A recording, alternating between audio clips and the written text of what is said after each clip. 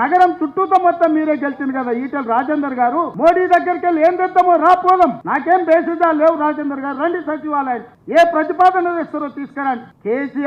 కేటీఆర్ హరీష్ రావు మొదటి రోజు మాట్లాడతారు, తెల్లారా జిరాక్స్ కాపీ తీసుకొని ఈటెల రాజేందర్ మాట్లాడు. ఏందా ఈ భాగవతం ఇవనికి అర్థమైతే లేదా? 10 ఏళ్ళు వాళ్ళతో మంత్రుండి నువ్వేం వెలుగబెట్టినో తెలంగాణ సమాజం గమనిస్తలేదా? గౌరవం పెట్టుకోండి రాజేందర్ గారు. మీరు మిమ్మల్ని గౌరవించాలనే మేము అనుకుంటున్నాం, కానీ మీరు ఆ గౌరవం నిలబెట్టుకునే పరిస్థితి లేదు. మీరు పార్టీ మారిండ్రు, వేరే పార్టీ ఎంపైండ్రు, కానీ పాత వాసన మాత్రం మీకు పోతలేదు. ఆ గత్తర వాసన అట్లనే మీతో కొడుతుంది, గత్తు వాసన. నేను ఇవాళ సూటిగా వారికి సూచన చేస్తున్న ఈటెల రాజేందర్ గారు, మూసీ పరివాహక ప్రాంతంలో ఉన్న పేదలకు ఇళ్ల పట్టాలతో పాటు ప్రధానమంత్రి ఆవాస్ యోజనలో ఇల్లు కట్టిద్దాం. మీరు రాండి, నరేంద్ర మోడీ దగ్గరికి వెళ్దాం, నేను వస్తా.